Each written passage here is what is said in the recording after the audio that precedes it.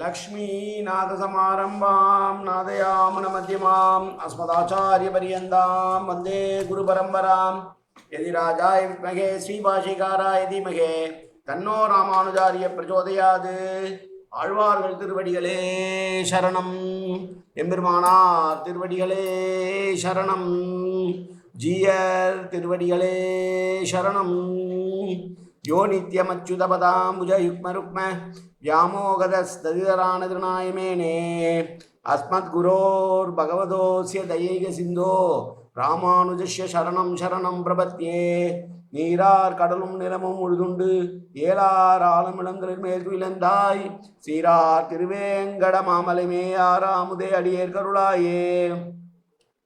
எல்லாம் அல்ல ஏழுமலையான் பெருங்கருணையால் 4000 திவ்ய பிரபந்த பாசுர பதிவேற்றங்களின் வரிசையில் இன்றைக்கு 2680வது நாள் பாசுர பதிவேற்றம்.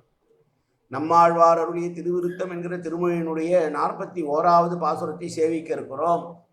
மொத்தம் 100 பாடல்களை கொண்ட இந்த திருவிருத்தத்திற்கு இது 5ஆம் திருமொழியினுடைய முதல் பாசுரம், 41வது பாசுரம்.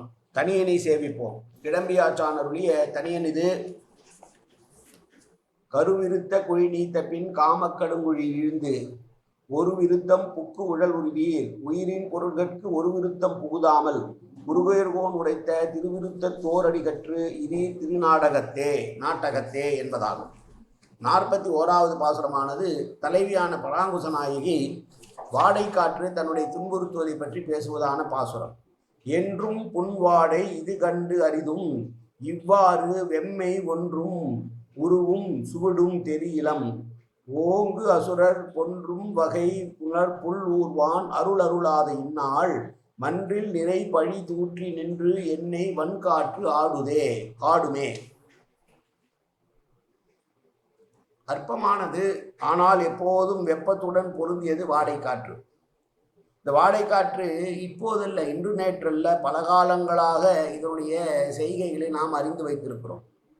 ஆனால் அந்த காற்று எந்த வடிவத்திலே எந்த உருவத்திலே எப்போது எப்படி வரும் என்பது, எப்படி கொடுமை செய்யும் என்று அடையாளங்களை கொண்டு வரும் என்றும் விட்டு செல்லும் என்பதை நாம் சற்றும் அறிந்து கொள்ள முடியவில்லை. அது எப்போது வருகிறது, எப்போது போகிறது, எந்த அடையாளத்தில் வருகிறது என்பதையெல்லாம் அடையாளமே விட்டு செல்லாமல் இருப்பதனால் அதை பற்றி நாம் அறிந்து கொள்ள முடியவில்லை.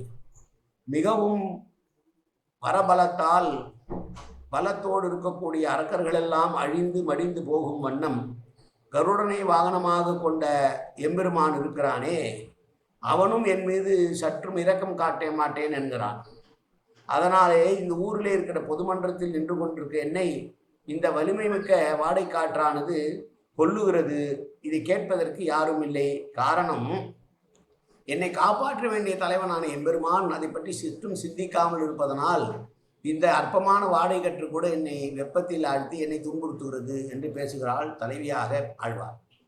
வாடைக்காற்று பிரிந்திருக்கும் தலைவியை தொடர்ந்து துன்புறுத்தி வருவதால் அதை பற்றி மிகைப்படுத்தி கூறுவது என்பது கவிமரபு.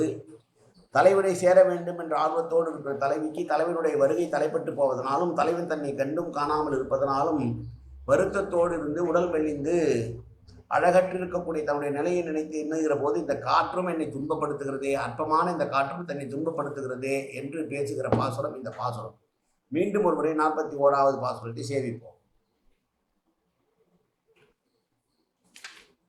என்றும் புன்வாடை இது கண்டு அரிதும் இவ்வாறு வெம்மை ஒன்றும் உருவும் சுவடும் தெரியிலம் ஓங்கு அசுரர் பொன்றும் வகை புல்லை ஊர்வான் அருள் அருளாத இந்நாள் மன்றில் நிறைபழி தூற்றி நின்று என்னை வன்காற்று அடுமே.